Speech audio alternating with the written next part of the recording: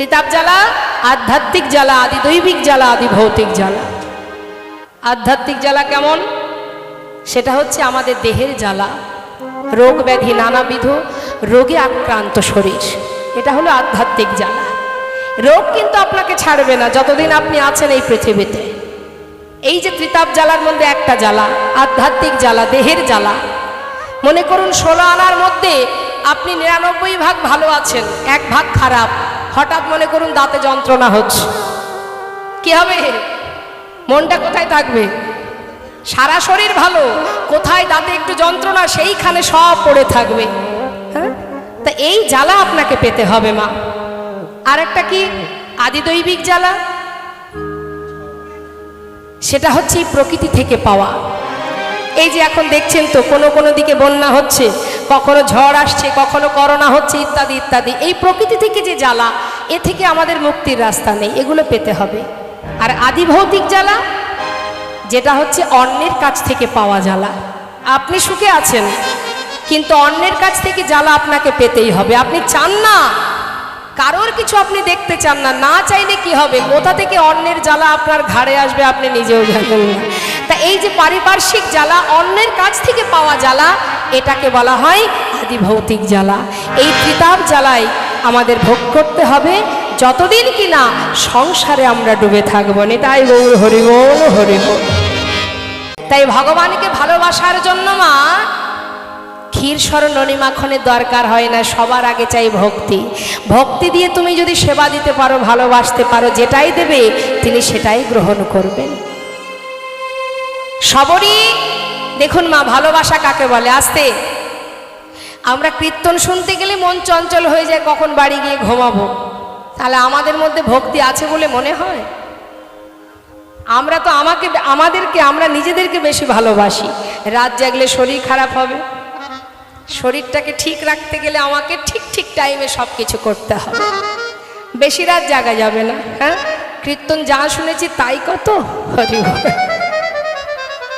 কিন্তু প্রকৃত যদি কেউ ভগবানকে ভালোবাসে, সে কিন্তু আর এই মায়ার সংসারের প্রতি তার কোনো টান থাকে না। আচ্ছা, এখানে যে ভক্তরা আছে একটু জিজ্ঞাসা করি, বাবা আপনারা বলুন দেখি, নিতাই গৌর হরি বল। যিনি যাচ্ছেন তাকে যেতে দিতে হবে, তার কারণ তাই আজ দেখুন মা, ছোট ছোট শিশুরা তাদের ভক্তি ভালোবাসা দিয়ে গৌর হরিকে বেঁধে ফেললেন। এদিকে নিতাই চাঁদ তিনি দূরে দাঁড়িয়ে দাঁড়িয়ে চিন্তা করছে কতক্ষণে শিশুরা আমার দিকে তাকাবে। এখন ছোট ছোট বালকরা প্রভুকে ঘুরে ঘুরে ঘিরে ঘিরে হরিনাম গাইতে গাইতে হঠাৎ নিত্যানন্দ প্রভুর চোখ পড়ে গেছে। যেই চোখে চোখে চোখ পড়েছে, নিতাই চাঁদ ইশারা করে তাদেরকে ডাকছে। ছোট ছোট শিশুমা একদিকে গৌর হরিকে দেখে তারা অবাক হয়ে আছে, আবার এদিকে নিতাই চাঁদকে দেখে তারা আবার ভয়ে একে অপরকে জড়িয়ে ধরেছে। ক্যাবলা রে, এই ক্যাবলা, এই একটা আগুন জ্বলা মানুষ, আবার ওই দেখ গাছের আড়ালে আর একটা। হ্যাঁ রে, তবে আমার মন বলছে এই মানুষটা ভালো, ওই মানুষটা মোটেও ভালো নয়। দেখ ওইদিকে তাকিয়ে দেখ না, কেমন চোখগুলো কেমন। মন বলছে আমার ছেলে ধরা এসেছে, ছেলে ধরা এসেছে, ধরে নিয়ে যাবে বলে ছেলে ধরা এসেছে, ধরে নিয়ে যাবে বলে ছেলে ধরা এসেছে, ধরে নিয়ে যাবে বলে ওরে কাঁধে একটা বড় ঝোলা, ধরে নিয়ে গৌর হরি বল,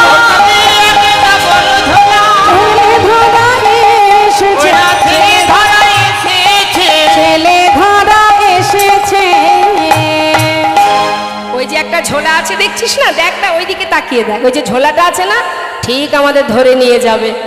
আবার ইশারা করে ডাকছে, এই যা যা, ডাকছে তো। নাম ক্যাবলা হলে কি হবে, বুদ্ধিতে 16 আনা। এই যাবি না, এ পাটলা, এ তুই যা।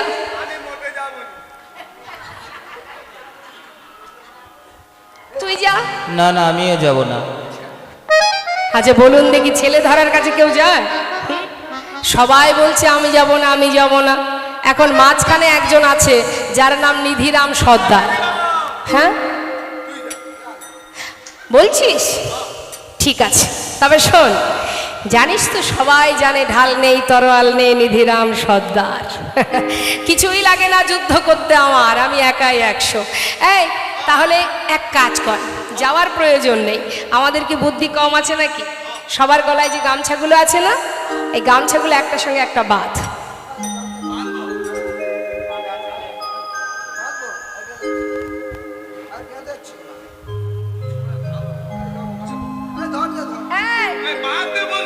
শোন না, এই গামছার একটি কোণা আমি মাজায় বাঁধবো। একসঙ্গে সকলের গামছাগুলো যখন বেঁধেছে অনেক লম্বা হয়ে গেছে, এখন একটা কোণা নিজের মাজায় বেঁধে নিধিরাম বলছে, শোন এই কাবলা, শোন, ওই তোরা সবাই মিলে গামছার ওই কোণাটা ধর। ধরেছিস? শোন, মন দিয়ে শোন, আমি তো ওই ছেলে ধরার কাছে যাব, যদি দেখিস ঝোলার মধ্যে আমাকে ভরছে। এই শুনছিস তো? হ্যাঁ শুনছি শুনছি। সবাই মিলে এসে বলছি, ঠাকুর তুমি তো এত ভালো, কিন্তু জানো তো তোমার ওই ঝোলাটা দেখে না আমাদের ভয় করছে। ওটা কিসের ঝোলা? বাবা, এটা ভয়ের কিছু নেই, এটা হলো ওই সিদ্ধি ঝোলা। না না বাবা, এটা সে সিদ্ধি নয়। শোন, এই ঝোলার কাছে যে যা চায় সে তাই পায়। ও তা মানে জাদু ঝোলা। ঠিক ঠিক বলেছিস। শোন না, ছোট ছোট শিশু তো মা, তাদের ভাবনা চিন্তা থেকে তারা বলছে ও যা চাই তাই পাই, তার মানে কি সেটা জাদু ঝোলা। আচ্ছা ও ঠাকুর, তোমার এই জাদু ঝোলা থেকে যা চাইবো তাই পাবো? হ্যাঁ, যা চাইবি তাই পাবি। বল কি চাস? যা চাইবি তোদের এক্ষুনি দেব। বল কি খাবি বল। ঠাকুর, আমরা কিছু খেতে চাই না, হরি বল হরি বল। যদি কিছু দেখতে চাই দেখাবে। চিন্তা করুন মা, কতটা ভালোবাসলে এমন কথা বলে। ছোট ছোট শিশু, তাদের স্বভাব কি, একটু কিছু খেতে চাইবে, কিন্তু তারা বলে উঠলেন, জানো ঠাকুর, আমরা তো কতই খেয়ে থাকি, আজ যখন তোমার ঝোলার কাছে যা চাইবো তাই পাবো, তাহলে আজ আমরা আর খেতে চাই না, দেখতে চাই। আচ্ছা কি দেখবি বল। ঠাকুর, আমার ঠাকুর দাদা লগদ্বীপে গিয়েছিল, সেখানে সোনার মানুষ দেখেছে। আমরা যদি কখনো যেতে না পারি, হরি বল হরি বল। তোমার ওই ঝোলা থেকে সোনার মানুষটাকে একবার দেখাও না। নিতাই চাঁদের চোখের জলে বুক ভাসিয়ে কাঁদছে আর বলছে, ওরে কত ভালোবাসলে, এই বয়সে তোরা কিছু খেতে না আছে সোনার মানুষ দেখতে চাস। বেশ, দেখাবো। মানুষ ছোট হতে পারিস, কিন্তু তোদের মনটা যে অনেক বড় বাবা। হরি বল। তোরা যেটা চাইলি, এই চাওয়া কয়জনে চাইতে পারে রে। দেখাবো। আমার একটা কাজ করে দিবি। কি কাজ? ওই যে মানুষটা তোদের মাঝখানে বসেছিল, ও যদি বৃন্দাবনে জিজ্ঞাসা করে কোন পথে যাবে, বৃন্দাবনের পথটা দেখাবি না, শান্তিপুরের পথ দেখিয়ে দিবি। হরি বল। ঠাকুর, তুমি মিথ্যে কথা শেখাচ্ছ। ঠাকুর দাদা বলেছে মিথ্যা বললে পাপ হয়। ঠিকই বলেছে, কিন্তু বাবা, আজকের এই মিথ্যাটুকুর জন্য গোটা নদিয়াবাসী সবাই যে আনন্দ পাবে, আর এই মিথ্যাটুকু বলার জন্য যদি তোদের কোনো পাপ হয়, আমি কথা দিলাম তোদের সেই সকল পাপ আমি নিয়ে নেব। বল, এইটুকু উপকার করে দিবি? আচ্ছা, ওই মানুষটার জন্য নদেবাসী সবাই কাঁদছে। হ্যাঁ রে, তারা কেমন আছে ঠাকুর? তারা কেউ ভালো নেই। বলো না ঠাকুর, কেমন আছে? কি বুঝবি তোরা? তোরা যে শিশু, তোরা তো এত বুঝবি না। ও ঠাকুর, একটু বুঝিয়ে বললেই তো বোঝা যায়। বলোই না নদেবাসী কেমন আছে। তাকে ঘিরে তোরা সবাই মিলে হরিনাম করছিস। ওই সেই সোনার মানুষ নদিয়ার যাদের সোনার মোরা,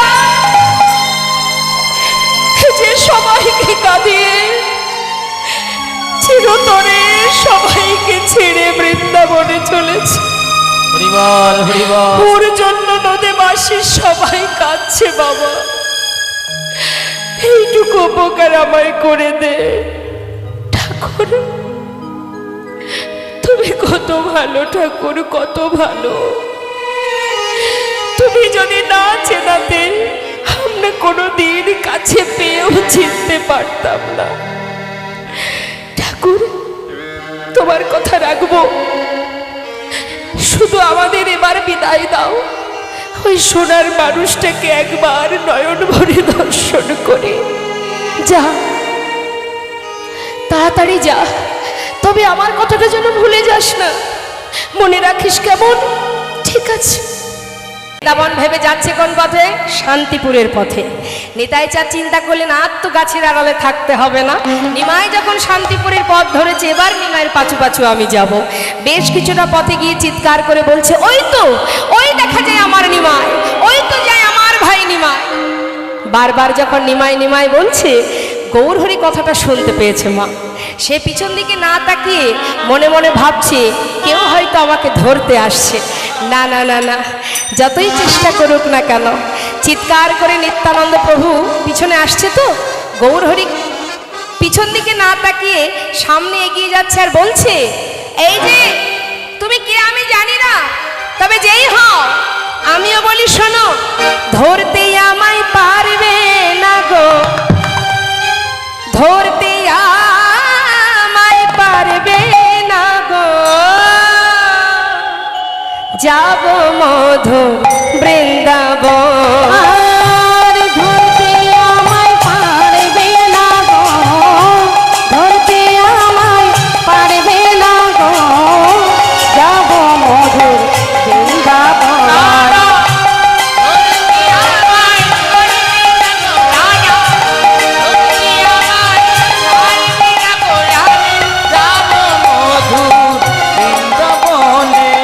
যেথায় শ্যাম সুন্দর মদন মোহন, সুন্দর মদন মোহন, যেথায় শ্যাম সুন্দর মদন মোহন, সুন্দর মদন মোহন করে মুরলি বাদন, যমুনা পুলিনে বৃন্দাবন। আর ধরতে আমায় পারবে না গো, ধরতে আমায় পারবে না গো, যাব মধুর বৃন্দাবন। বাঁশিতে ডেকেছে মোরে মোরে,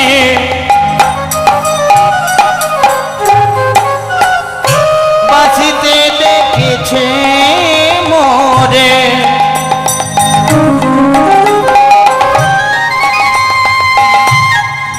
বাঁশিতে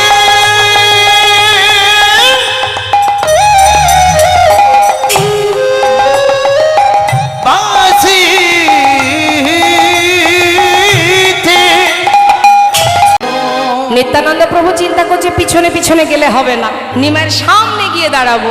দেরি না করে তিনি কি করেছেন, তাড়াতাড়ি করে ছুটতে ছুটতে যেই সামনে এসে দাঁড়িয়েছে, এমন সময় গৌরহরি বলছে, কে তুমি? তুমি কে? আমার সামনে এসে পথের মাঝখানে বাধা দিলে। নিত্যানন্দ প্রভু বলছে, ও নিমাই, দুদিন সন্ন্যাসী হয়ে নিজের দাদাকেই চিনতে পারছিস না? দাদা তুমি তো শ্রীপাদ নিত্যানন্দ, হেথা কেন আগম? তখন নিতাই চাঁদ বলছে, শ্রীপাদ কহে তোর সঙ্গে। অনিমায়, তুই বৃন্দাবনে যাচ্ছিস, ভাবলাম আমি আর ঘরে থাকবো কি করতে, তোর সঙ্গে যাব বৃন্দাবন। তোর সঙ্গে যাব বৃন্দাবন। দাদা তুমি বৃন্দাবনে যাবে? যাক, ভালোই হলো। আমি না ঠিক পথ চিনি না, তুমি যদি একটু পথ দেখিয়ে নিয়ে যাও, আয় আয় আমার সঙ্গে আয়, নিয়ে যাব। সাথে করে নিয়ে যাচ্ছে। বেশ কিছুটা দূর যাওয়ার পর গৌরহরি জিজ্ঞাসা করছে, দাদা প্রভু কহে আর কত দূর আছে বৃন্দাবন? শ্রীপাদ কহে এই তো যমুনা, তুমি করো দর্শন। তুমি করো দর্শন। গৌরহরিকে কোথায় নিয়ে গেছেন মা? কালনার ঘাটে। হরিব কালনা শান্তিপুরের ওই পারে, গঙ্গা পার হলে এপাশে কালনা। কালনার ঘাট হচ্ছে পশ্চিম দিক আর শান্তিপুর হচ্ছে পূর্ব দিক। তা পশ্চিম ঘাট অর্থাৎ কালনার ঘাটে প্রভুকে নিয়ে গিয়ে ওই গঙ্গাকে দর্শন করিয়ে বলছে, নিমাই এই হলো যমুনা, দেখ। গৌরহরি কিন্তু যমুনা ভেবে এক পা দুপা করে জলে নেমেছে। জলে যেই না স্নান করেছে, স্নান করে বদনটা তুলে দেখছে কি ওই পারে অদ্বৈত আচার্য তরি নিয়ে বসে আছে। হরিবল। গৌরহরি দূর থেকে মানে এপার থেকে চিৎকার করে বলছে, তুমি তো অদ্বৈতাচার্য, হেথা কেন আইলা? আমি বৃন্দাবনে যাব, তুমি কেমনে জানিলা? তুমি কেমনে জানিলা? অদ্বৈত আচার্য প্রভু মনে মনে বলছে, হায় হায় কপাল, স্নান করছে গঙ্গার জলে, মুখে বলছে বৃন্দাবন, নিশ্চয়ই মিথ্যা কথা বলে আনা হয়েছে প্রভুকে।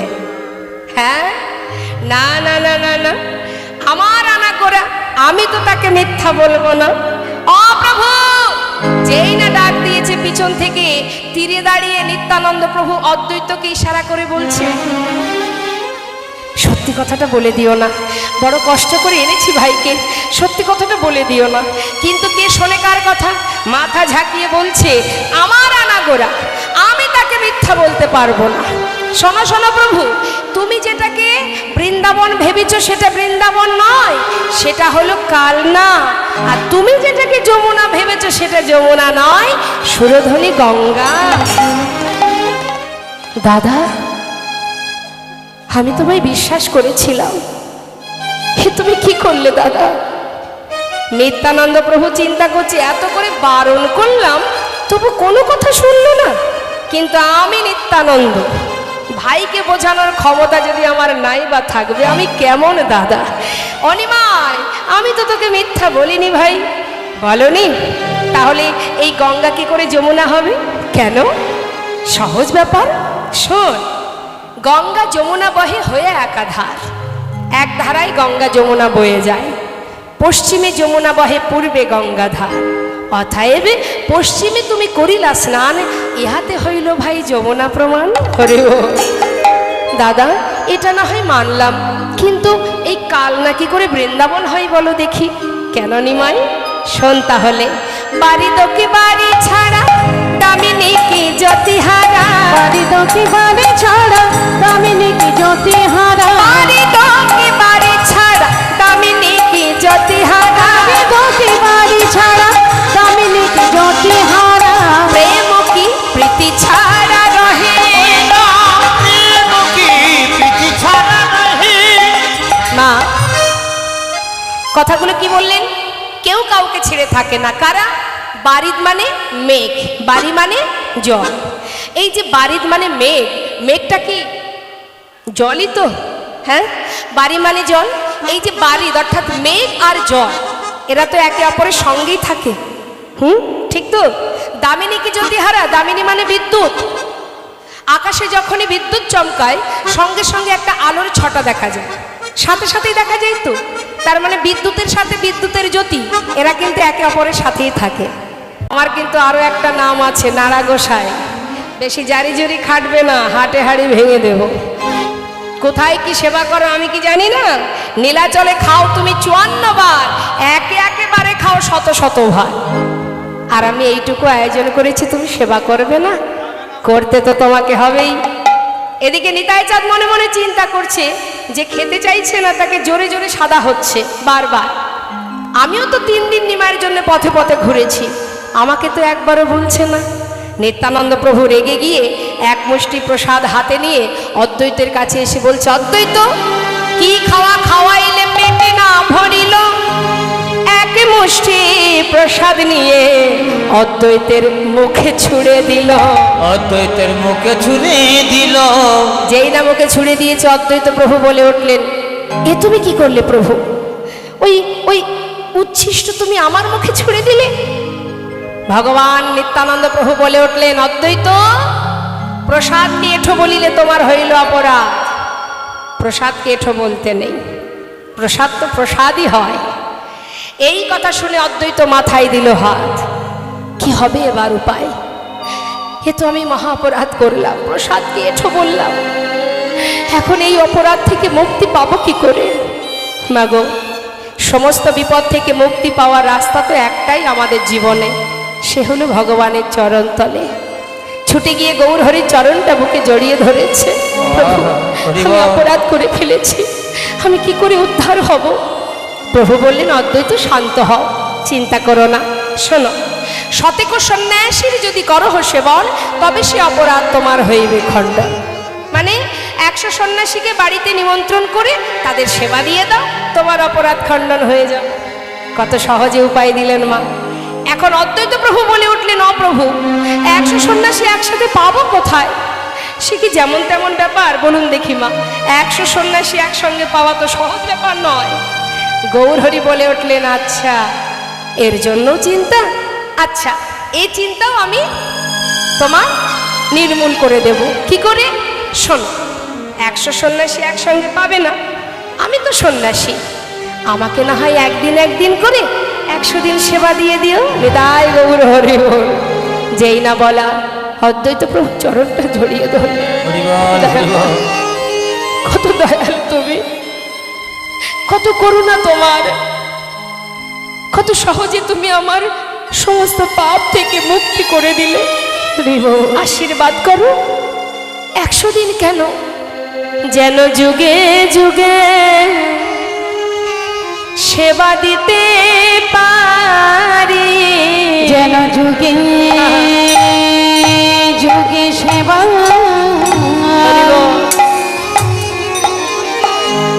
আমি দিতে পারি। জীবের তারে তারে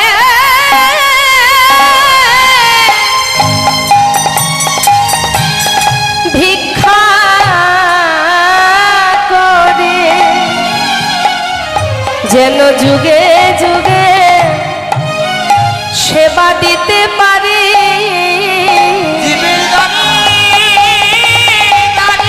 হরি বল।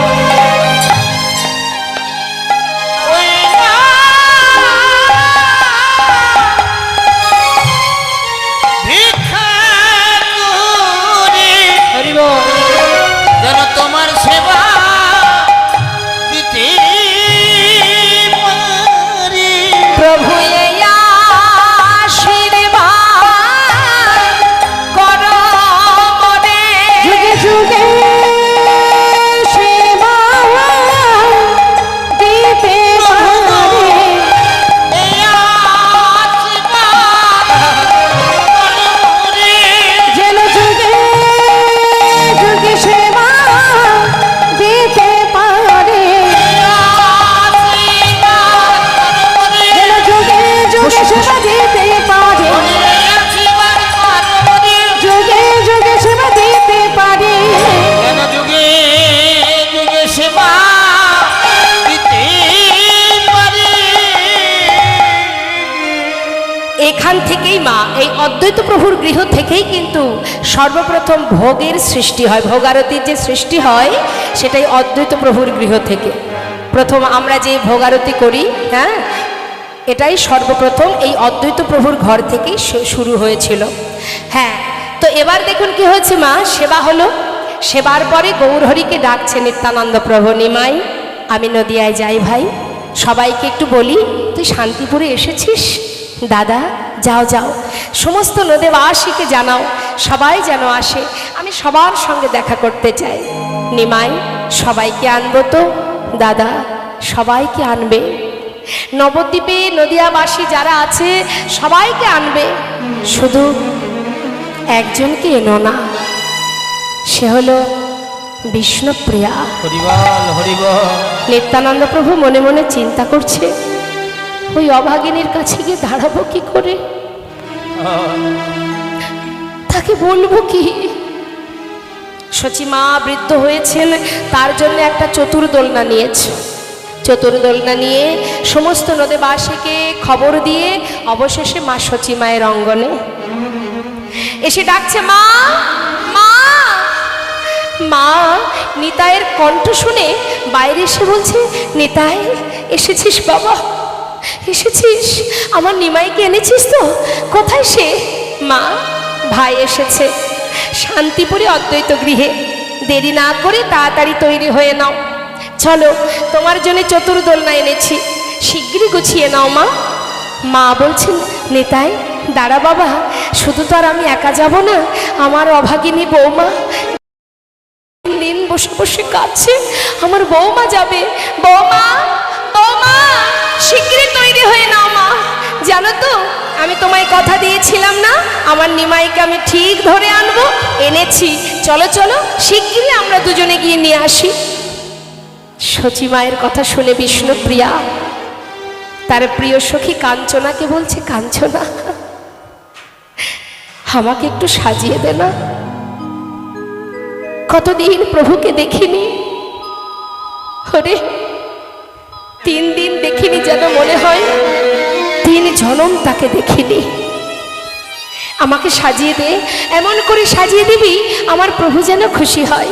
দে দে, তাড়াতাড়ি করে সাজিয়ে দে। সুন্দর করে বিষ্ণুপ্রিয়াকে সাজাচ্ছে। আর এদিকে কি হয়েছে মা? নিত্যানন্দ প্রভু চিন্তা করছে, সর্বনাশ, বিষ্ণুপ্রিয়ার তো যাওয়া হবে না। মা, ও মা, কিরে আবার ডাকছিস কেন? বারবার ডাকলে আমি তৈরি হব কখন? মা, এই নবদ্বীপে যারা বাস করে সবাই যাবে ভাইকে দেখতে, কিন্তু একজনের তো যাওয়া হবে না মা। কে সে? কার কথা বলছিস তুই? আর কেউ নয় মা, আমাদের ঘরের কুলবধূ বিষ্ণুপ্রিয়া। কি বললি নিতাই? আমার বৌমা যেতে পারবে না? তাহলে কেন এসেছিস তুই? কার জন্য এসেছিস? যে সন্তান মাকে কাঁদিয়ে চলে যায়, যার জন্য কাঁদতে কাঁদতে আজ আমার এই মনটা কঠিন পাষাণ করে ফেলেছি আমি। আজ যদি আমি নিমাই দেখতে নাও যাই আমার কোনো দুঃখ নেই, কিন্তু এই অভাগিনীটাকে কাঁদিয়ে আমি নিমাই দেখতে যাব না। চলে যা, যেখান থেকে এসেছিস সেইখানে চলে যা। এদিকে বিষ্ণুপ্রিয়া সুন্দর করে সেজেছে মা। হঠাৎ মা সচিমায়ের চিৎকার শুনে ঘর থেকে বাইরে এসেছে। বাইরে এসে সচিমাকে বলছে, মা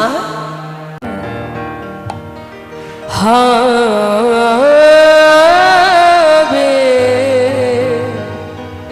না আরে সখীরে দেখা হবে, এই মনে মনে চোখের দেখা হবে না রে সখী। তুমি নিশীতে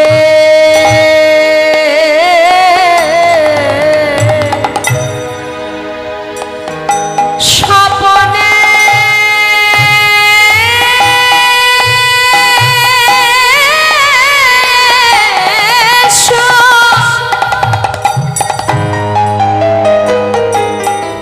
তুমি নিশীতে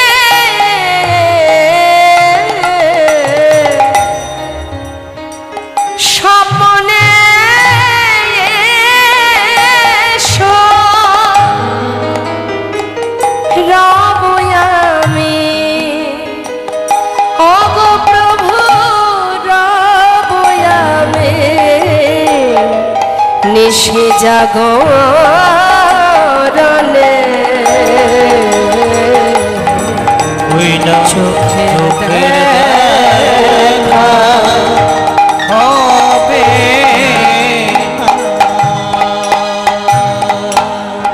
সবে কেড়ে লয়ে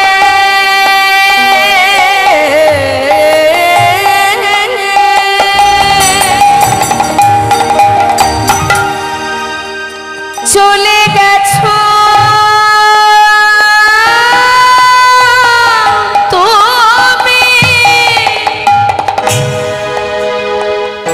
প্রভু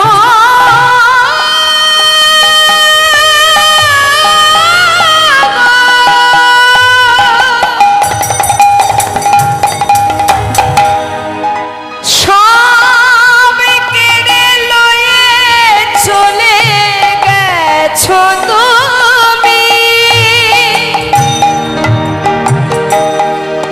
তব স্মৃতি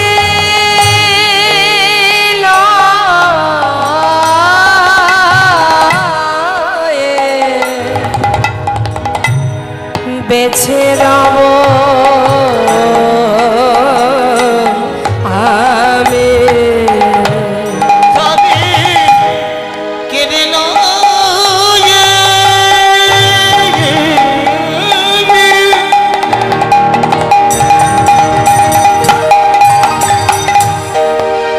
গেছো তুমি তব স্মৃতি লয়ে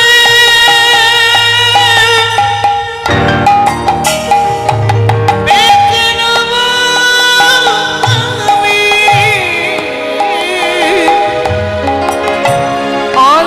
অন্তরের ব্যথা জানি অন্তর জামি অন্তরের ব্যথা জানে অন্তর জানে তুমি দেখা দিও তুমি দেখা দিও শেষের দিনে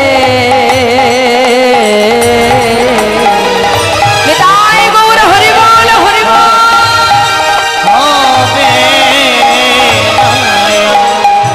ওগো দেখা হবে মনে মনে চোখে দেখা হবে না মা মা সচিমা চতুর্দোলনায় উঠে চলে গেল অদ্বৈত প্রভুর গৃহে যাবার পর নিমাই নিমাই বলে যখন নিমাইকে কোলে পেল চোখে ভালো দেখতে পান না তো সন্তানকে কোলের মধ্যে বসিয়ে নিয়ে সারা গায়ে হাত বোলাচ্ছে জিজ্ঞাসা করছেন গৌর হরি ও মা তুমি গায়ে হাত বোলাচ্ছ কেন তুমি কি চোখে দেখতে পাও না মা বললেন নিমাই চোখের মণি যদি হারিয়ে যায় সেই চোখে কি আর দেখা যায় বাবা হরি বল তুই যে আমার নয়নমণি তুই যেদিন ছেড়ে চলে গেলি সেদিন থেকে কাঁদতে কাঁদতে আজ যে আমি অন্ধ হয়ে গেছি মা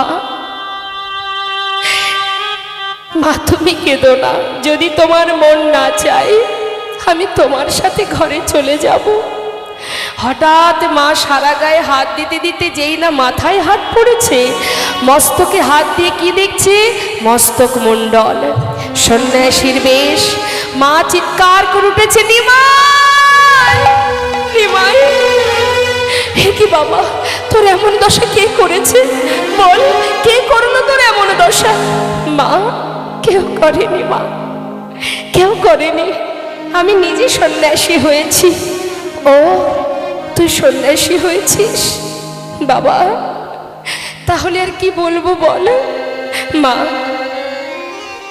এবার তো তুমি আমায় খাইয়ে দাও 3 দিন তোমার হাতে খাইনি মা কোলে বসিয়ে সেবা দিচ্ছে আর নিতাই চাঁদ মনে মনে ভাবছে দেখেছো কাণ্ড নিমাইকে পেয়ে মা বুঝি আমায় ভুলে গেল মা বললেন, ওরে নিতাই, কি করে তোকে ভুলবো বল, আয় বাবা আমার কোলে আয়।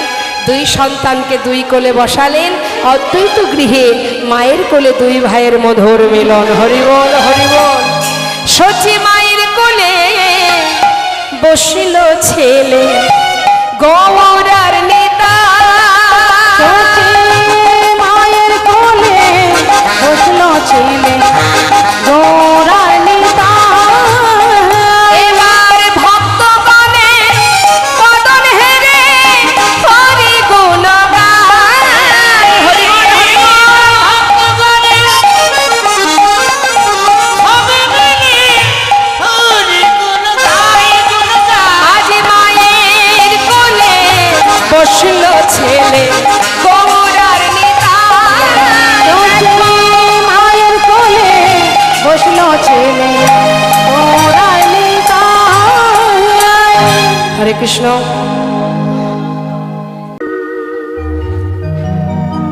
জয় রাধে। আচ্ছা বলুন দেখি, মায়েদের কাছে একটু জিজ্ঞাসা করি, বৃন্দাবনের রাজাকে?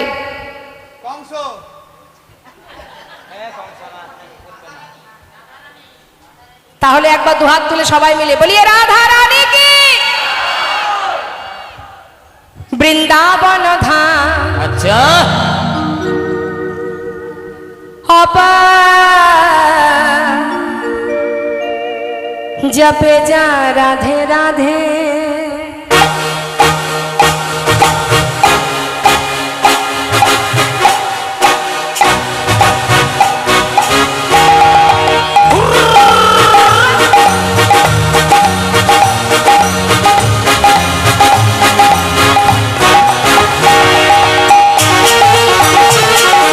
দুহাত তুলে রাধে।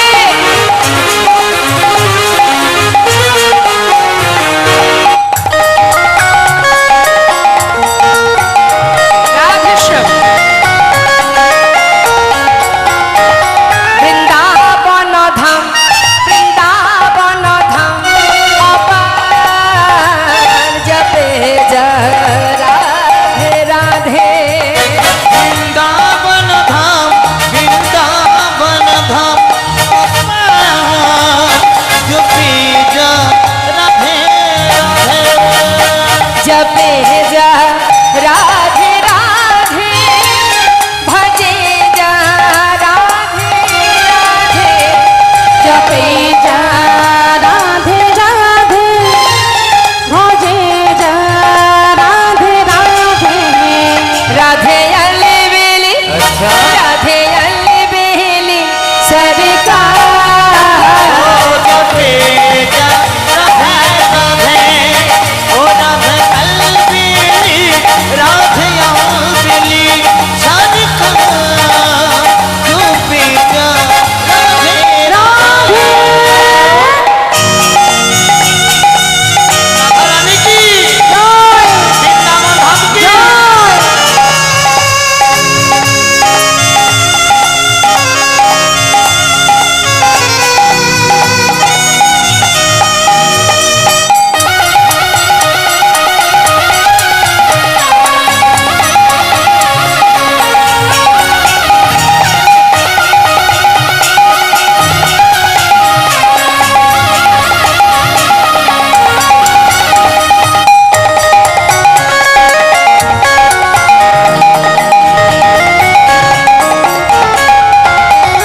जो राधा राधा गावे, वो प्रेम पदर था पावे। जो राधा राधा गावे, जो प्रेम पदार्थ पावे। কি বলেন কথাটা? যদি রাধা নাম করা যায় সে কৃষ্ণ প্রেম লাভ করবে। মানে আলাদা করে গোবিন্দকে ডাকতে হবে না, একটার সঙ্গে একটা বাই ওয়ান গেট ওয়ান। মানে যেমন বাজারে যদি কলগেট কিনতে যান, কলগেটের সঙ্গে কি থাকে? বাজারে গিয়ে বলবেন আমাকে একটা কলগেট দিন, আপনি বাড়িতে এনে কলগেটটা প্যাকেটটা খুলবেন, কলগেটের সাথে কি থাকবে? আচ্ছা, ব্রাশটা তো আপনি দোকানে গিয়ে চাননি, চেয়েছিলেন, ওটা ওর সঙ্গে ফ্রি, তাই তো? তাহলে যদি রাধারানীকে ঠিকঠাক আমরা ভজন করতে পারি, কারণ রাধারানী হলেন আশ্রয় তত্ত্ব আর গোবিন্দ হলেন বিষয়। একটা বাংলা ভজন শুনবো, তারপর আমরা মহামন্ত্র জপ করব।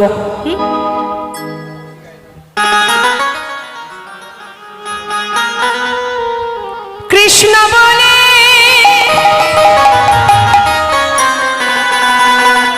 বাহু তুলে হে সোনা হরে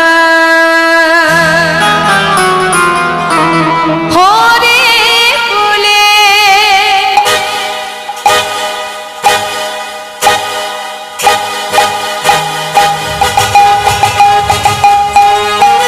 হৃদয় বল হরি বল।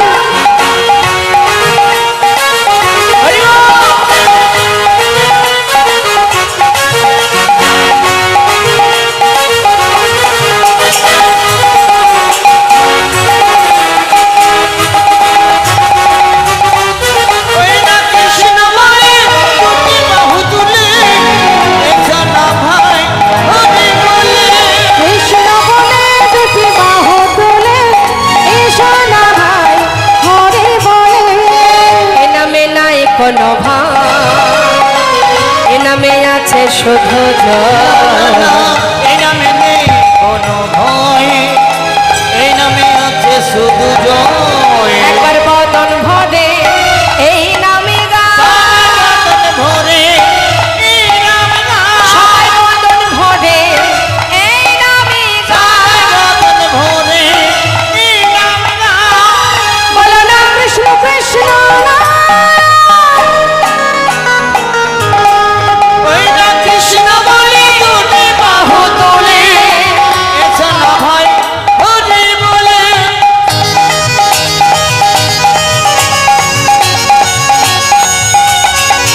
হরি বল।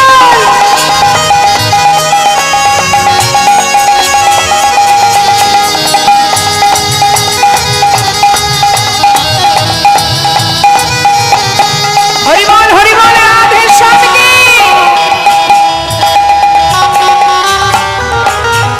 এ নামে নাই কোনো ক্লান্তি, এ নামে আছে শুধু শান্তি।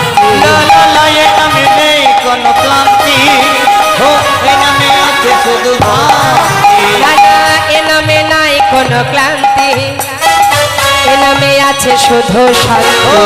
আর এই নামে নেই কোনো ক্লান্তি, এই নামে আছে শুধু শান্তি।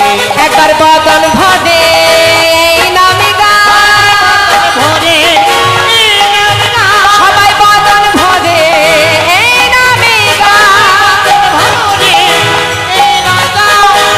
বলো না কৃষ্ণ কৃষ্ণ না। কৃষ্ণ বলে দুটি বাহু তুলে এসো না ভাই হরি বলে।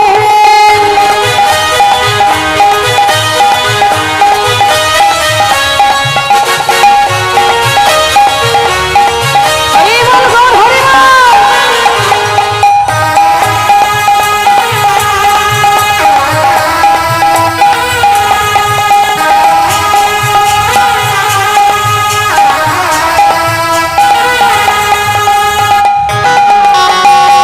হরি বল। এ নামে নাই কোনো চিন্তা, ও এই নামে নেই কোনো ভয়, ও এ নামে আছে শুধু জয়। আসুন আসুন এই আসুন নামে নেই কোনো আসুন ভয়, আসুন আসুন আসুন। এই নামে আছে শুধু জয়। আহা বদন ভরে এই নামে গায়, ভরে এই নামে গায়। বদন ভরে এই নামে গায়। বলো না আস্তে। কৃষ্ণ না। যার জন্য আজকের এই মহতি হরিবাসর, সে নেই কিন্তু আপনি এমনভাবে আনন্দ করুন, আপনার খুশিতেই সে খুশি। তাই আজকের দিনে চোখের জল নয়, গোবিন্দচরণ স্মরণ করে কৃষ্ণ নামে সবাই মাতোয়ারা হয়ে যান, তাতে তিনিও খুশি হবেন। কেমন? দুহাত তুলে সবাই মিলে এ নামে নাই কোনো ক্লান্তি, এ নামে আছে শুধু শান্তি। ও এই নামে নেই কোনো ক্লান্তি, এই নামে আছে শুধু শান্তি। বদন ভরে এই নামে গাও, বদন ভরে এই নামে গাও। বলো না কৃষ্ণ কৃষ্ণ না।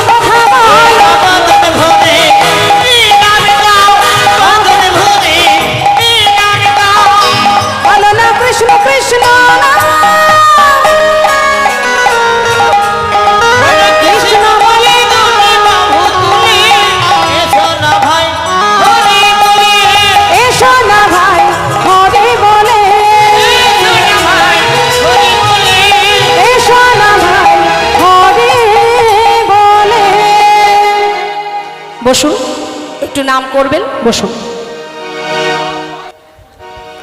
সবাই একটু নাম করবেন। হ্যাঁ, জগতের কষ্টে তাদেরকে কখনো জর্জরিত করতে পারে না। যদি ভগবান কখনো কষ্ট দেয় তখনই তারা আর নিজেদেরকে ধরে রাখতে পারে না। তাই যখন দড়ি দিয়ে শক্ত করে বাঁধছে, হারেস বলছে, দেখো তোমরা যে আমাকে মারছো, আমি তো অপরাধ করেছি ভগবানের চরণে, তোমাদের কাছে তো কোনো অপরাধ করিনি, তোমরা আমাকে ছেড়ে দাও। কৃষ্ণ কৃষ্ণ কৃষ্ণ কৃষ্ণ। ভক্ত যদি নিজেকে ভগবানের কাছে সঁপে দেয় মা, ভক্তের সমস্ত দায়িত্ব যে ভগবানের কাঁধে চেপে যায়। হরি বল, হরি বল। নিজেকে সঁপে দিয়েছে মানে প্রত্যেকটি আঘাত, ভক্তের অঙ্গে যে আঘাতগুলো পড়ছে সেই প্রত্যেকটি আঘাতের যন্ত্রণা, প্রত্যেকটি আঘাত ভগবানের গায়ে পড়ছে। প্রভু সহ্য করতে পারছে না। ভক্ত যদি কষ্ট পায়, ভগবান নিজেকে কি করে ধরে রাখবে? এত চাবকের আঘাত অঙ্গে পড়ছে, তথাপিও বলে উঠলেন, দয়াময় আজ আমার অঙ্গে যে চাবকের আঘাত, এই আঘাত এরা করছে না। আমার অঙ্গের যত আঘাত সে তো তোমার দেওয়া, তুমি দিচ্ছ। তবে কেন তুমি আমায় আঘাত করছো আমি তাও জানি প্রভু। দেখুন মা, ভক্তের কেমন মনোভাব, কেমন তার চিন্তা। ও প্রভু, আমি জানি তুমি কেন আঘাত করছো, সেটা আমি জানি। প্রভু জানি, আমি জানি আঘাত তোমার রহে না হে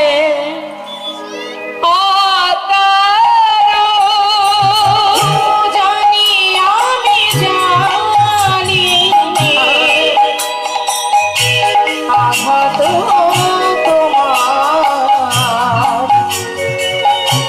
রহে নহে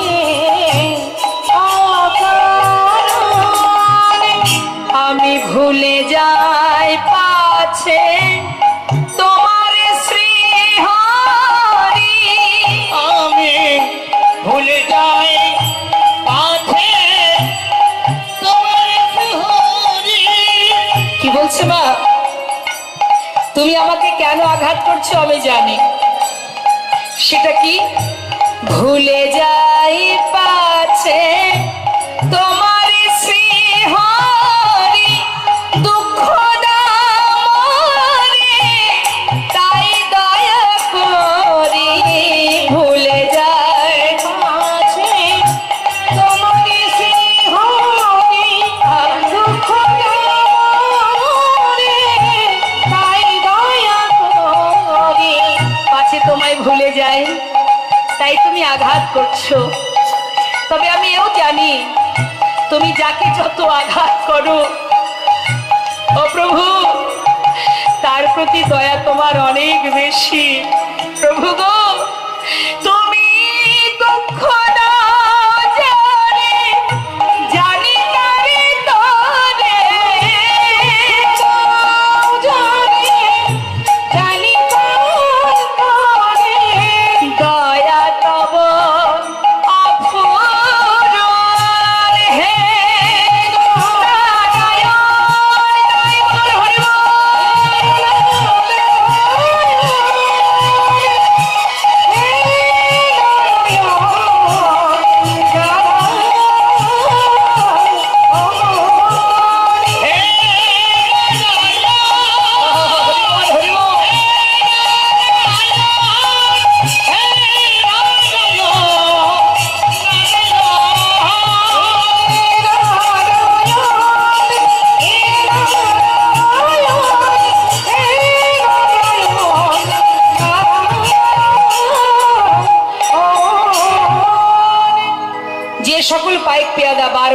চাবুকের আঘাত করছে আর মুখে বলছে হরেশ কৃষ্ণ নাম ছাড়।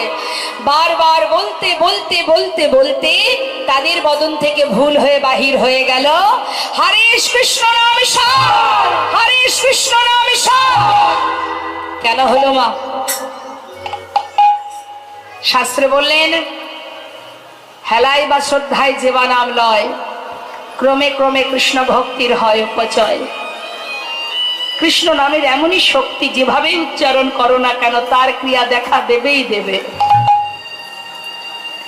ব্যঙ্গ করতেই বলো, তিরস্কার করো, যাই করো, যেভাবে বলো, ইচ্ছায় বলো অনিচ্ছায় বলো, তার যা ফল, তার যা ক্রিয়া, সে তো তোমাকে পেতেই হবে মা। বারবার বলছে কৃষ্ণ নাম ছাড়, ছাড় বলতে বলতে ভুল করে বলে ফেললো কৃষ্ণ নাম সার। ভায়া, ওই নাম তো আমাদেরই পেয়ে বসলো রে, তাহলে ওর মতো আমাদেরও তো এইভাবে চাবুকের আঘাত সহ্য করতে হবে। কিন্তু নবাব বলেছেন ওকে মারতে না পারলে গর্দান হবে আমাদের। এখন ওকে মারতে পারছি না, আমরাই ক্লান্ত হয়ে পড়ছি, কিন্তু এত আঘাত করছি তবু ইষ্ট দেবতার নাম ছাড়ে না। নিশ্চয়ই সাধারণ মানুষ নয়, ও সর্ব অঙ্গ থেকে রুধির ঝরছে, তবু কেন তার নাম গিয়ে যাচ্ছে? কি সাধারণ মানুষ হতে পারে? এত শক্তি তার, কিছুতেই নাম ছাড়ছে না। হয় কোনো পীর, না হয় কোনো পয়গম্বর, কিন্তু ওকে মারতে না পারলে আমাদের তো মরতে হবে। এক কাজ করে যাক, এটা করলে ভালো হয় না? ওকে গ্রাম থেকে তাড়িয়ে দিই, তাহলে ও বাঁচবে, আমরাও বাঁচবো। সবাই মিলে পরাজিত হলেন মা। নামের কাছে কি আর কেউ পার পাই গো? নামের এমনই শক্তি মা, যেভাবেই তুমি নাম মুখে উচ্চারণ করো, মুখে উচ্চারণ করা মাত্রই সমস্ত ইন্দ্রিয়গুলো তোমাকে সহযোগিতা করতে শুরু করবে, কৃষ্ণ পথে এগিয়ে নিয়ে যেতে। কৃষ্ণ গালি দিতে যদি কেউ করে কৃষ্ণ নাম উচ্চারণ, সেই নাম হয় তার মুক্তির উপায়। সবাই মিলে হেরে গেল মা। হেরে গিয়ে পরাজিত হয়ে হরেশের কাছে এসে বললে, দেখো হরেশ, তোমাকে চিনেছি, তুমি আমাদের মতো সাধারণ কেউ নও, তবে দেখো তোমাকে মারতে না পারলে নবাব আমাদের গর্দান দেবে। যেভাবে তুমি নাম করে যাচ্ছ, তোমাকে মারা সহজ কথা নয়। এমন শক্তি তোমার মধ্যে বিরাজ করছে, তাই তোমার কাছে আমরা হেরে গেছি। বরং তুমি এক কাজ করো, গ্রাম ছেড়ে চলে যাও, আমরা বলবো সে আমাদের কাছ থেকে পালিয়ে চলে গেছে, তাই তুমিও বাঁচবে, আমরাও বাঁচবো। হরেশ বললে, দেখো যাওয়ার মতো শক্তি আমার আর নেই,